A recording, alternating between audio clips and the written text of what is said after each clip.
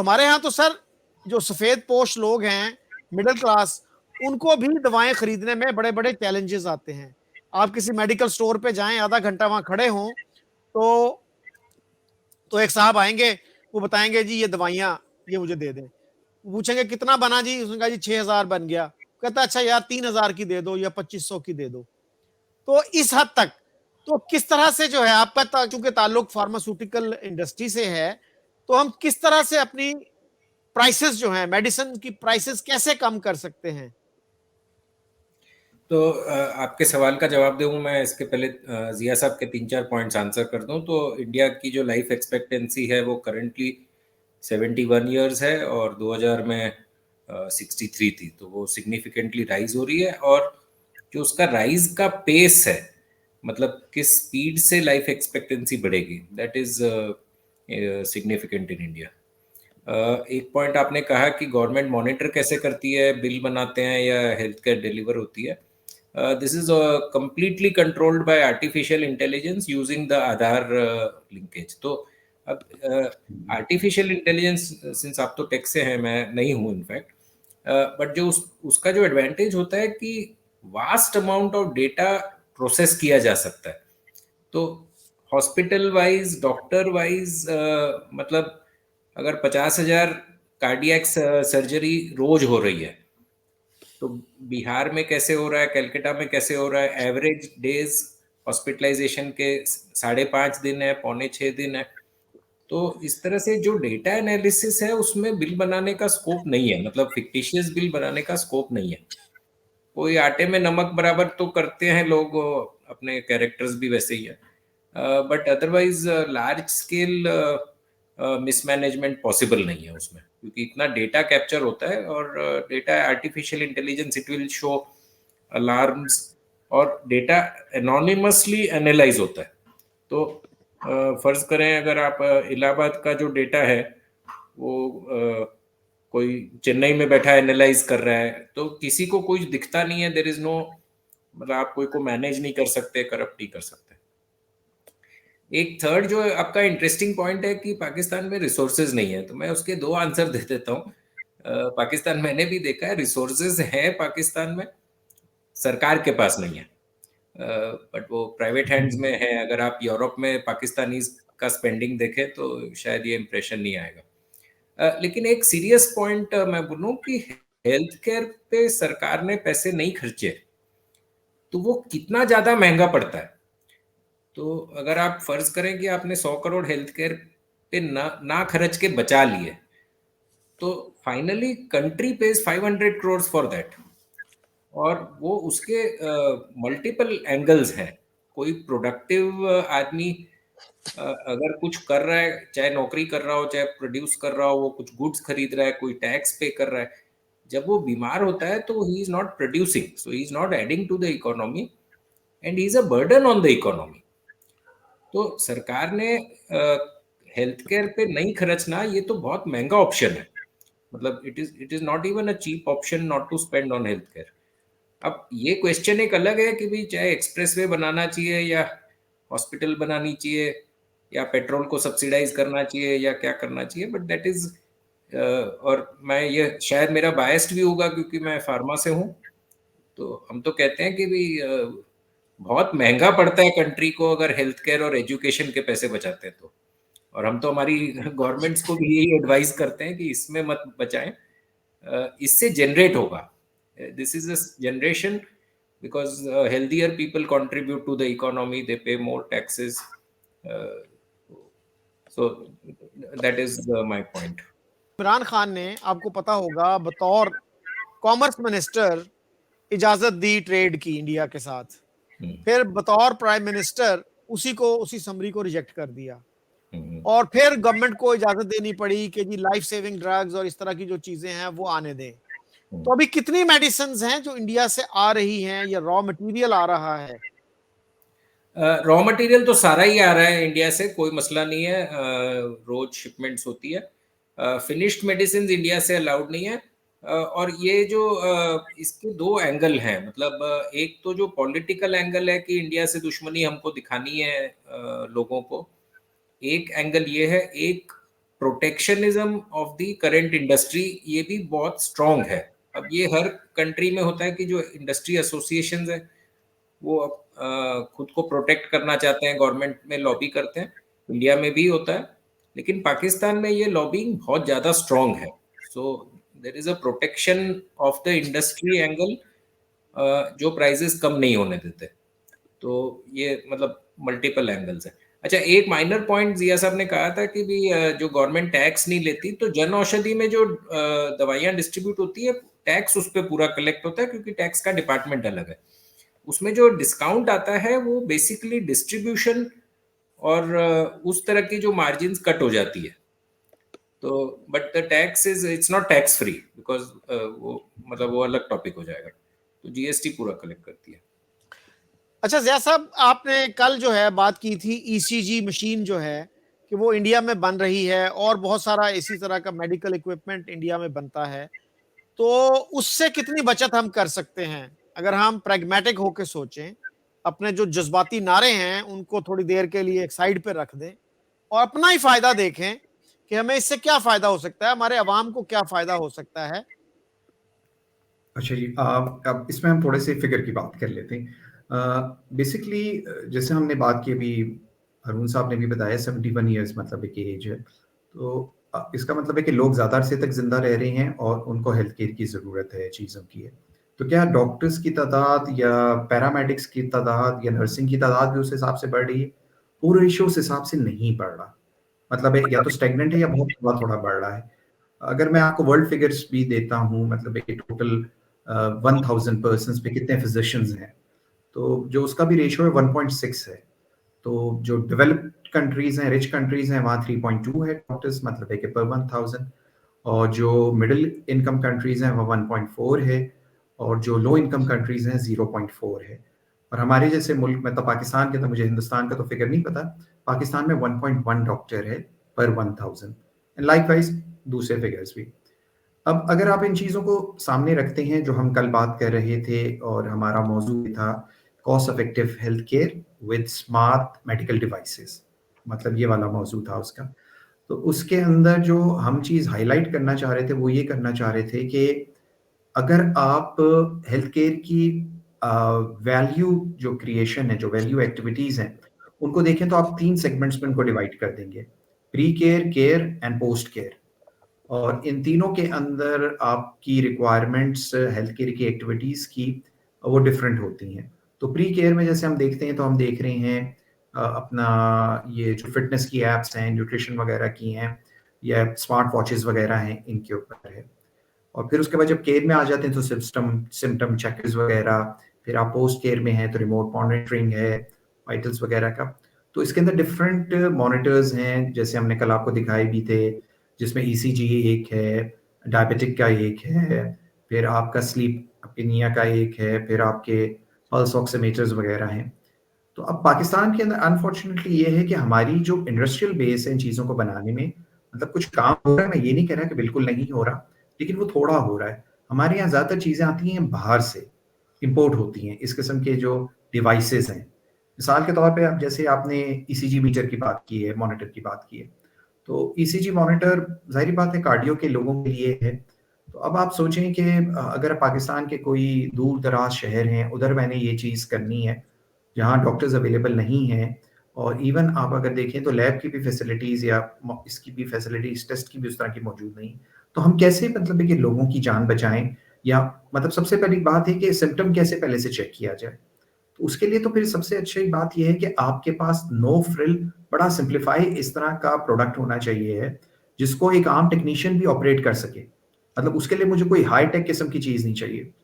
अच्छा, ये चीज़ मुझे मैं इसके अंदर काफ़ी चीज़ें मतलब देखता रहा हूँ, जब जो हमारे यहाँ चीज़ें अवेलेबल हैं, जो बाहर से आ रही हैं, वो एक्सपेंसिव भी हैं और उनकी हैंडलिंग भी ज़रा वो है। ये नहीं है कि हमारे पास मॉनिटर्स जो हैं वो पोर्टेबल्स नहीं आ रहे हैं वो भी, मतलब, लेकिन उनकी प्राइस ज़्यादा है, महँगे हैं। तो उसमें फिर मैंने ज़रा हिंदुस्तान के अंदर भी इसको वर्कआउट किया। तो हिंदुस्तान में आपको ऐसे काफ़ी सारी कंपनियाँ मिल रही हैं, जो इस तरह के लेवल की पोर्टेबल्स बना रही हैं और वो अपने मुल्क में बना रही हैं। तो मुल्क में बनाने की वजह से फिर उनका मटेरियल और ये सारी कॉस्ट उनकी कम पड़ जाती है। अब अगर मैं सिर्फ बात करता हूँ फॉर एग्जांपल इसकी अपना ईसीजी की मतलब टेस्ट की, तो पाकिस्तानी रुपए के अंदर ईसीजी टेस्ट जो है वो तकरीबन 1500 रुपए का एक एवरेज होता है, और हिंदुस्तान के अंदर जो एवरेज है वो 300 रुपए का, जो पाकिस्तानी तकरीबन 1000 रुपए बनता है। तो 50% तो आपका उधर डिस्काउंट हो गया हिंदुस्तान के अंदर। उसके बाद हिंदुस्तानी और ज्यादा ये काम कर रहे हैं कि जो मुख्तलिफ पोर्टेबल डिवाइसेस मुख्तलिफ कंपनियां बना रही हैं, उससे वो आपकी कॉस्ट और रिड्यूस कर रही हैं, कि अगर आप वो चीज़ खुद कर सकते हैं and then you are linking with smartphone, और स्मार्टफोन के साथ लिंक करके देखिए what you are using smart medical devices, वो बेसिकली एक कॉम्बिनेशन है सेंसर्स का, सॉफ्टवेयर का और इलेक्ट्रॉनिक कंपोनेंट्स का, जो कि आपका डेटा जो है वो कलेक्ट करता है, आपका डायग्नोज करता है। मतलब मैं आपको एक प्रोसेस समझा रहा हूँ, थोड़ा सा टेक्निकल सा है लेकिन मेरा ख्याल आसान ही है, कि IoT बेस्ड हैं ये प्रोडक्ट जो कनेक्टेड होते हैं, ये डेटा सारा कलेक्ट कर रहे हैं, कलेक्ट करके अगर उनके अंदर AI का एल्गोरिदम है, तो वो एल्गोरिदम उसको डायग्नोज भी करके बता रहा है आपको कि आप डेंजर जोन में हैं कि नहीं है, कहाँ हैं, और उसके बाद आप उस डेटा को ब्लॉकचेन के जरिए सेव भी कर सकते हैं, मतलब उसकी प्राइवेसी को भी आप वो कर सकते हैं क्योंकि वो क्लाउड वगैरह के ऊपर होता है, और उसी से वो फिर वहां ट्रांसमिट हो रहा है डॉक्टर के पास भी। अब मतलब मैं आपको एक प्रोसेस तो पूरा हमें पता है कि किस तरह है, मसला प्रोसेस का नहीं है और मसला इवन बनाने का भी नहीं है, मसला है कमर्शियली वाइबल बनाने का। एक चीज जो है कि अगर मैं गोरे की चीज उठा रहा हूं, और गोरे की चीज मैं एक मिसाल दे रहा हूं आपको कि वो मुझे $150 की मिल रही है, हम एक बॉल पार्क फिगर ले लेते हैं ना कि $1 टर्म में ले लेते हैं, तो पाकिस्तान और हिंदुस्तान में वो चीज कम से कम $100 के अंदर मिलनी चाहिए आपको, अगर लोकल बनाना चाह रहे हैं। और उसके अंदर हम कैसे बनाएं कि मुझे जरूरी नहीं कि वो सारी चीजें जो गोरा दे रहा है मुझे वो चीजें अपने वर्जन में डालनी है, मुझे उसका एक लाइटर वर्जन बनाना है, जो वर्जन मतलब है कि चीजें, मतलब ये हम सबको पता है कि medical devices are not the replacement of doctors, मतलब ये कतई नहीं कि इवन अगर आपको बता भी रहा है, उसका एल्गोरिदम भी बहुत अच्छा है और आपको चीजें बेहतर भी बता रहा है, इवेंचुअली मैंने दवाई लेने के लिए तो डॉक्टर के पास ही जाना है। लेकिन ये जो एक इंटरमीडिएट बीच में आ रहा है, ये एक बहुत अहम है, जो कि एक पैराडाइम शिफ्ट कर रहा है बुनियादी तौर पे हेल्थ केयर का वर्ल्ड वाइड, नॉट ओनली, मतलब इस वक्त जो मार्केट है हेल्थ केयर के अंदर स्मार्ट मेडिकल डिवाइसेस की, जो एक रिपोर्ट अलाइड रिसर्च की है, तो उसके हिसाब से तकरीबन $32 बिलियन की है, and it is growing at a rate of 18% per annum. तो अगले 10 सालों के अंदर ये 4 गुना से ऊपर बढ़ जाएगी, $132 बिलियन तक पहुंच जाएगी, उससे ऊपर।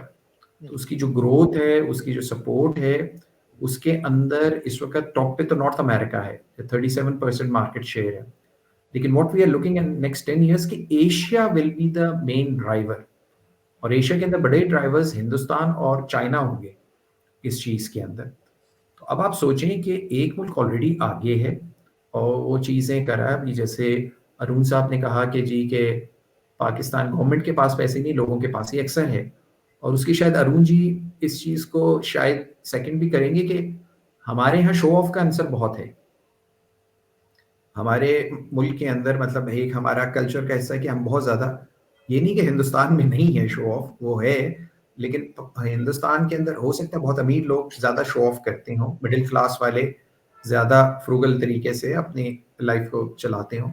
पाकिस्तान में इवन मिडिल क्लास वाला भी बहुत ज्यादा शो ऑफ के अंदर होता है कि आपके पास पैसे नहीं होंगे तब भी आप वो करेंगे। And that's besides the point. What is important for us, मतलब right now, as of today when we are talking about it, कि जो हम भी काम कर रहे हैं वो काम ये कर रहे हैं कि वो जो हिंदुस्तानी मॉडल है डिवाइसेस का, मेडिकल डिवाइसेस का, जो कि वो अपने मुल्क के अंदर बना रहे हैं, मतलब बाहर से भी आ रहे हैं हिंदुस्तान में, मुल्क के अंदर भी स्मार्ट वॉचेस भी हैं, ये मॉनिटर्स जैसे आप ECG मॉनिटर्स की बात कर रहे हैं, मतलब बड़ी सारी कंपनियां, बीटो एक कंपनी है जो कि इसका बना रही है, अपना ग्लूकोमीटर वगैरह बना रही है जो स्मार्ट फोन्स के जरिए है। तो these are one of the area जिसके अंदर मैं काम कर रहा हूँ, मतलब जिसके अंदर हम मतलब कुछ एरियाज के अंदर डिवाइसेस के अंदर काम करें, वो हमारे लिए उसके अंदर हमारे लिए हिंदुस्तान से सीखने के लिए बहुत है। और अनफॉर्चुनेटली ये है कि मैं अक्सर ऐप्स में जाता भी हूँ हिंदुस्तान के, तो पाकिस्तानियों को वो एक्सेस नहीं होता, वो जो नंबर भी मांग रहे होते हैं वो इंडिया का नंबर या बाहर का, तो बाज तो ब्लॉक ही होते हैं कि हम जाके कुछ चीज़ें उसमें से कर सकें, इवन पैसे दे के भी। तो वो वाला भी एक इशू है कि उस तरह का। तो मैं भी एक सोच रहा था कि अगर हमारा इंडिया, जैसे अभी अरुण साहब ने कहा है कि वो भी तो जा रहा है ये चीज़ें आ रही हैं, तो अगर ये भी तो हम एक लाइफ सेविंग के अंदर ही बात करेंगे डिवाइसेस की भी, अगर ये चीज़ें भी अगर हम हिंदुस्तान से ले सकें या उनके साथ कुछ कोलैबोरेट कर सकें, तो मेरा ख्याल है कि हम अपनी कॉस्ट काफ़ी कम कर सकते हैं। इसके बजाय कि मैं जीई से मंगवाऊँ चीज़, मैं एक बात कर रहा हूँ आपसे, ठीक है, या अमेज़न वगैरह से बाहर से मंगवाई जाए, तो it's quite expensive for us from that, and that's why we are trying to work out कि यार सारी दुनिया अगर उस साइड पे जा रही है, तो जो भी हमारी मतलब जो भी गुंजाइश है हमारी, उस गुंजाइश में रहते हुए कुछ तो हम लोकल करने की कोशिश करें और इसके अंदर बनाने की कोशिश करें। हिंदुस्तान का जो मॉडल है, वो एक काफ़ी अपीलिंग मॉडल लगता है मुझे उस हिसाब से। अरुण जी, कोई कंक्लूडिंग थॉट्स हो तो शेयर कीजिएगा। तो जो जिया साहब ने कहा वो सब काफ़ी हद तक मैं सब अग्री भी करता हूँ।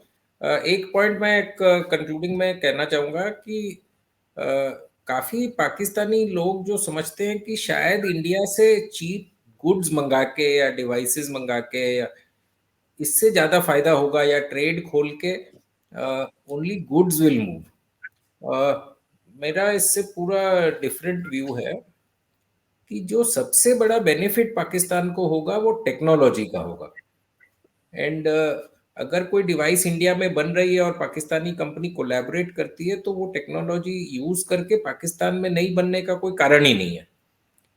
या अगर यहाँ आईआईटीज हैं और पाकिस्तानी स्टूडेंट्स आके आईआईटीज में नहीं पढ़ सकते हैं, इसका कोई कारण ही नहीं है। इसका कारण जो है वो पॉलिटिकल साइड है। तो अब ये डिबेट होता है कि भी पाकिस्तान इंडिया का ट्रेड कितना हो सकता है, और मुख्तलिफ नंबर आते हैं। मेरा व्यू है कि जो आप नंबर बोलते हैं उससे 10 या 20 गुना ज़्यादा हो सकता है, क्योंकि अगर आप सॉफ्ट ट्रेड इंक्लूड करते हैं, और जो रियल बेनिफिट पाकिस्तान को होगा वो सॉफ्ट ट्रेड से होगा, गुड्स चीप मंगा के नहीं होगा, क्योंकि गुड्स तो फाइनली $1 पैरिटी पे आ जाएगी। आज रेस्ट्रिक्टेड है, दुबई से आ रहा है तो महंगा आ रहा है, कल खुल जाएगा ट्रेड तो थोड़ा सस्ता हो जाएगा। But this is not the real benefit for Pakistan to look at India relations. The real benefit is the technology upgradation, and I want to give one example। जो आपने यूपीआई का जिक्र किया, तो यूपीआई का जो पूरा सॉफ्टवेयर है इंडिया ने काफी मुल्कों को फ्री दिया है, and it has transformed there economy, क्योंकि यूपीआई में केवल पेमेंट एनेबलर नहीं है, वो टैक्स एस्केपिंग को बंद कर देता है। अगर आप यूपीआई के थ्रू पेमेंट कर रहे हैं तो अब वो लास्ट तक ट्रांजैक्शन ट्रैक हो रहा है। सदर बाजार में आपने कैश दे दिया, ट्रांजैक्शन वहीं खत्म हो गया। And this technology India has given free to many countries, why would it not give to Pakistan if there was no conflict? तो इंडिया पाकिस्तान रिलेशंस को केवल ट्रांजैक्शन ऑफ गुड्स या मूवमेंट ऑफ गुड्स की नजर में नहीं देखना चाहिए। There is a much more profound, मतलब एक बहुत बड़ा रिश्ता बनाया जा सकता है जिसमें दोनों का फायदा, इस एंगल से इवेल्युएट करना चाहिए। और बाकी पॉलिटिकल टॉपिक्स पे तो कमेंट करना मुश्किल है मेरे लिए। जी, अच्छा ज़िया साहब, आपके भी मैं जानना चाहूंगा कंक्लूडिंग थॉट्स। तो अब क्यों नहीं पाकिस्तानी स्टूडेंट्स जो हैं वो आईआईटीज में पढ़ सकते हैं? अगर हमारे 50-60 स्टूडेंट्स वहां जाएं, इतनी गुंजाइश तो मेरा ख्याल है कि इंडिया वाले निकाल ही लेंगे। तो कितनी बड़ी तब्दीली वो आ सकती है इस तरह से। तो क्यों हमारी जो है, हमारे जो मुख्तदर हलके हैं, जो हमारी रूलिंग एलीट है, उसका ध्यान इधर नहीं जाता? क्या उनको खतरा महसूस होता है इस चीज से, पीपल टू पीपल कांटेक्ट से? ऑब्वियसली देखिए, किसी भी बात करते हैं, किसी भी मतलब है कि एक्शन का कोई ना कोई कॉज तो होता है। जैसे अभी आपने एक बात की कि यार ये क्यों नहीं देते, मतलब है अभी अरुण जी बात कर रहे थे कि आप सिर्फ ट्रेड पे ना करें, टेक्नोलॉजी के अंदर मतलब है, और हम भी ये चाहते हैं कि टेक्नोलॉजी के अंदर अगर हमारा कॉपरेशन हो और हम एज अ मतलब है कि उनका सब वेंडर बन के अगर हम यहाँ उनके लिए मैन्युफैक्चरिंग करें उन्हीं के लाइसेंस के अंदर, तो मेरा ख्याल है कि उसमें हम ज़्यादा गेन कर सकते हैं उनके साथ चीज़ों के अंदर, कोलैबोरेशन के अंदर, और वो तो एक आइडियल सिचुएशन है। लेकिन आपको पता है आइडियल सिचुएशन होती नहीं है, तो उसके लिए एक रास्ते मतलब है हमें तलाश करने पड़ते हैं कि किस तरह से हम वो चीज़ों को करें, किसी और मुल्क से मंगवाएं, किसी और जगह से मंगवाएं, कि एक आपका काम स्टार्ट हो जाए उनके साथ। उसकी वजह ये है कि उनके जो मैं प्रोडक्ट्स को देख रहा हूँ, उनके प्रोडक्ट्स को मैं देख रहा हूँ जो कि हमारे लोकल कॉन्टेक्स्ट के अंदर बने हुए हैं। देखिए जो अमेरिकन प्रोडक्ट है, अगर आप लेते हैं चीज़ें तो वो वही कर रहे हैं, लेकिन उनकी मार्केट डिफरेंट है और वो पाकिस्तानी मार्केट या मिसाल के तौर पे वो कोई $2000 पर कैपिटा वाली मार्केट के लिए नहीं बना रहे, वो एक बना रहे हैं जर्नल उसके लिए बना रहे हैं। उनके लिए ये नहीं है कि वो टारगेट करके हमें हमारे लिए बना रहे हैं, वो अपने मार्केट के हिसाब से बना रहे हैं और उसी हिसाब से उनको स्केल कर रहे हैं। तो अगर हम अपने जैसे मुल्कों के साथ ट्रेड करते हैं तो उसमें ये होता है कि हमें वो सारी चीज़ें ज़रूरत जो नहीं है, जो शशकों की ज़रूरत नहीं है, उसके बगैर हमें आइटम मिल जाएगा। पाकिस्तान की जहाँ तक मुक़्तदरा का ताल्लुक है या उसका ताल्लुक है, ऑब्वियसली देखिए ये चीज़ें ओवरनाइट तो ख़त्म नहीं होंगी। अगर हम ये समझते हैं कि ये ख़त्म हो जाएंगी या वो हो जाएंगी, तो ये तो नहीं होंगी, क्योंकि इसके अंदर मैं सिर्फ पाकिस्तान के प्रीटेक्स्ट में बात करूँगा। ज़ाहिर बात है आपको हिंदुस्तान की एक पिक्चर दिखाई जाती है कि हिंदुस्तान जो है वो इस तरह है, उनमें तासुब है और हिंदू दुश्मनी और इसके ऊपर आप चीज़ें कर रहे होते हैं। तो इम्पॉर्टेंट चीज़ ये है कि आज हम अगर 3 लोग बैठे हुए यहाँ बात कर रहे हैं, तो हम तीनों लोग जो हैं मतलब उनमें से 2 पाकिस्तानी हैं और 1 हिंदुस्तानी है और एक सिविलाइज़ तरीके से एक उसके अंदर बात हो रही है और इस तरह की कन्वर्सेशन का मौका मुझे भी मिलता है बाहर जाके बात करने का, अरुण जी को भी मिलता होगा और पाकिस्तानियों से भी बात करने का। तो कोई ऐसा मसला नहीं है कि सारे हिंदुस्तानी एक तरह से सोचते हैं या सारे पाकिस्तानी एक तरह से सोचते हैं, नहीं। लेकिन इशू ये है कि वो एक बहुत स्ट्रॉन्ग जिसे आप कहना चाहिए है रूलिंग क्लीग है, ठीक है, जो जिनका मफाद इसमें है कि ये चीज़ उसी तरह ही चलती रहे जैसे कि चल रही है। लेकिन अब मुझे जो एक चीज़ नज़र आ रही है और अभी अगर आपने देखा हो तो नवाज शरीफ साहब जो लाहौर में स्पीच की थी तो उन्होंने बात की थी इकोनॉमिक कॉरिडोर की बिटवीन पाकिस्तान एंड बांग्लादेश। तो इकोनॉमिक कॉरिडोर तो हिंदुस्तान में से बनेगा ना, अगर हमने बनाना है। मतलब वो कोई हम हवा में तो जाके नहीं बनाएंगे कॉरिडोर वगैरह। तो आपको पता है नवाज साहब का जो बड़ा पर्सपेक्टिव हमेशा से रहा है वो हिंदुस्तान के साथ ओपन ट्रेड का रहा है। मतलब चाहे उसके लिए उनको अपनी सरकार छोड़नी पड़ी हो, लेकिन मुझे एक नवाज शरीफ साहब को मतलब अप्रिशिएट करना पड़ेगा, उन्होंने कभी हिंदुस्तान के खिलाफ इसका स्टेटमेंट नहीं दिया है, स्पेशली मोदी साहब के खिलाफ।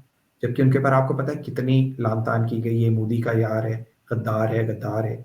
लेकिन नवाज शरीफ साहब को हम ये क्रेडिट देंगे, उन्होंने अपने पूरे टेन्योर में कभी मोदी जी के ऊपर एक लफ्ज भी नहीं कहा।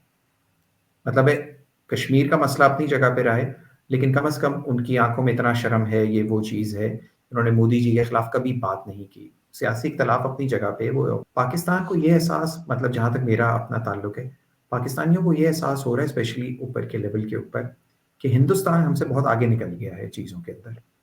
मतलब वो बहुत चीज़ें इर्रेलेवेंट हो रही हैं उसके अंदर। और यही जो फ़ील है, इस फ़ील की वजह से नवाज शरीफ साहब ने लाहौर के जलसे में ये बात की थी कि हमें पड़ोसियों के साथ मिल के रहना चाहिए। आप समझ रहे हैं बात? और कश्मीर के मसले को उसी तरह मतलब है करके हल करना चाहिए, मतलब महज़ब तरीके से बात करनी चाहिए। तो हमारे लिए इम्पोर्टेंट यही है कि हम अपने पड़ोसी चेंज नहीं कर सकते, हमें टोन डाउन करना है। टोन डाउन करके हमें छोटे-छोटे स्टेप्स लेने हैं, जिससे कम से कम एक कॉन्फिडेंस बिल्डिंग स्टार्ट हो। ओवरनाइट तो शकील जी आपको भी पता है कोई चीज़ चेंज नहीं होगी और it is going to be a long process. लेकिन उम्मीद यही है कि आप जो आ रहे हैं वो आ रहे हैं बुनियादी तौर पे एक कमज़ोर मतलब है कि साइड से आ रहे हैं, क्योंकि अब आपको एहसास हो रहा है कि पिछले 6-7 सालों में 8 सालों में हिंदुस्तान ने अपना ग्रोथ रेट 5 से 6% रखा है और आपका 2% है। तो in absolute term, in exponential term आप इररिलेवेंट होते जा रहे हैं एक बिगर स्कीम ऑफ थिंग्स के अंदर। सिर्फ डंडा दिखा के तो आप मतलब है कि दुनिया को फतह नहीं कर सकते ना, उसके लिए आपको इकोनॉमी की और टेक्नोलॉजी की ज़रूरत है। तो मेरा ख्याल है कि जो हमारा हमारा भी जो सारा मकसद है, जो अब हम बात भी कर रहे हैं, हमारा मकसद है कि अगर हम कहीं से स्टार्ट कर सकते हैं, चीज़ें कर सकते हैं, ट्रेड अपनी जगह पे है, मैं यूनिवर्सिटी नहीं जा सकता मतलब हिंदुस्तान की, दैट्स फाइन। कोई थर्ड कंट्री लेवल के ऊपर हम कोई टेक्नोलॉजी के अंदर जो कि सिविल टेक्नोलॉजीज़ हों, जो हेल्थ केयर के अंदर हों, उसके अंदर हम कोई आपस में ऐसा-ऐसा कोलैबोरेशन स्टार्ट करें कि आपस में कुछ ना कुछ एक्सचेंजेस करें, चीज़ें करें, कुछ टेक्नोलॉजी को बाइंड करें, कुछ लाइसेंसिंग करें, कि एक काम तो हम शुरू करें ना आपस के अंदर। मतलब देखिए बड़ी बात करना नहीं कि ओह जी आप बॉर्डर्स खोल दें, वीज़े ख़त्म कर दें, ये कोई इतनी जल्दी आसान चीज़ नहीं है करना, ना हिंदुस्तान के लिए ना हमारे लिए। लेकिन कुछ न्यूट्रल एरियाज़ आइडेंटिफ़ाई करने होंगे हमें, जहाँ से हम आपस में अपना इकोनॉमिक इंटरेस्ट जो है वो आहिस्ता आहिस्ता जोड़ना स्टार्ट करें। इस वक्त तो आप देख रहे हैं ना कि जो कुछ हो रहा है वो थ्रू दुबई हो रहा है, तो ऑब्वियसली उसका वॉल्यूम तो कितना ज़्यादा नहीं है। अब जैसे अरुण जी ने बात की कि 10 से 20% ज़्यादा हो सकता, मतलब गुना ज़्यादा हो सकता है। तो व्हाट इज़ इम्पॉर्टेंट कि उस जगह तक पहुंचने के लिए what should be the baby steps which we need to understand. आपने बात कीजिए कि वहां जाके पढ़ो, वो तो भाई बहुत बात की बात है, पढ़ने के लिए जाना आना, कि वहां जाके पढ़ना और ये चीज़ें करना। असल चीज़ है कि जो ट्रस्ट डेफिसिट है दोनों मुल्कों के दरमियान, जो चीज़ें हैं वो अपनी हकीकत है, मतलब उससे हम नज़र नहीं छुड़ा सकते। तो उसके अंदर हमने उनको सर्कमवेंट करते हुए, मतलब है कि अगर नवाज शरीफ साहब आगे गवर्नमेंट में आते हैं, by the way I should clear this thing कि I have never voted for Nawaz Sharif, लेकिन जो चीज़ अप्रिशिएट करने की है वो अप्रिशिएट करने की है। तो उसमें ये है कि अगर वो आते हैं और ये चीज़ करते हैं तो मुझे उम्मीद है कि जो ग्राउंड रियलिटीज़ हैं वो पाकिस्तान की इस्टेब्लिशमेंट को भी है, लेकिन उसको ऊपर से नीचे लाने के लिए हमें बीच में कोई बंदा चाहिए है। और मैं ज़ाती तौर पे समझता हूँ कि इसके अंदर नवाज शरीफ साहब एज अ पर्सन, देखिए इंसान इंपॉर्टेंट होता है, उनके I don't know Arun ji उनके बारे में क्या ख्याल रखते हैं, लेकिन मेरा एक अपना एक हुस्न ज़न है कि उनके बारे में कोई इतने ज़्यादा नेगेटिव वो नहीं है ख्यालात हिंदुस्तान के अंदर नवाज शरीफ साहब के बारे में। अगर वो आते हैं और देखें he is now 72 years old, तो I think so Nawaz Sharif साहब is more into the legacy side. तो हम उम्मीद करते हैं कि अगर उनको मौका मिलता है तो सबसे पहले ये चीज़ करेंगे। ये खित्ता जो है ना जी, जो साउथ एशिया का खित्ता है, सब कॉन्टिनेंट या बर्रे सगीर जो भी आप इसे कहें, ये दुनिया की पॉपुलेशन का 20% है। ये पूरी दुनिया है एक। आप सोचें इसकी, इस खित्ते की ताकत देखें, इसकी कितनी लंबी हिस्ट्री है कंटिन्यूअस। ये कोई मतलब है कि मामूली खित्ता नहीं है, ये बहुत बड़ा खित्ता है, और इसकी इकोनॉमिक और इसकी पॉलिटिकल पावर से ये बहुत नीचे है इस वक्त। इसकी बहुत सारा पोटेंशियल है और हमें उस पोटेंशियल में जुड़ना है, मतलब तकसीम नहीं होना है। मैं तो यही कहना चाहूँगा। जी, बिल्कुल आपने बड़ी थॉट प्रोवोकिंग बातें की। उसमें मेरा ख़्याल है ज़िया साहब, अगर हमारी रूलिंग एलीट या हमारी गवर्नमेंट्स जो हैं वो ओपन डिबेट ही अलाउ कर देती ना, तो सूरत हाल शायद इतनी ख़राब ना होती। अब मीडिया पे, मेन स्ट्रीम मीडिया पे आप देखें कि इंडियंस और पाकिस्तानी आते हैं तो वो एक शाउटिंग मैच बन जाता है। सोशल मीडिया पे आप देखेंगे तो इट इज़ क्वाइट डिफरेंट। लोग रिस्पेक्टफुली बात करते हैं, एक दूसरे से डिसएग्री भी करते हैं, तो गाली गलोच नहीं होता, कोई शाउटिंग मैच नहीं बनता। तो मेरी तो ये तवक्को होगी, मेरी उम्मीद होगी कि अगर हम मेन स्ट्रीम मीडिया को खोल दें और कम से कम जर्नलिस्टों को आने जाने की इजाजत दें, जैसे पहले इंडिया के जर्नलिस्ट पाकिस्तान में होते थे, पाकिस्तानी जर्नलिस्ट इंडिया में होते थे, तो उससे भी एक अच्छा आगाज हो सकता है। So thank you very much Zia Bande साहब, thank you very much Arun ji. Thank you, good bye. शुक्रिया।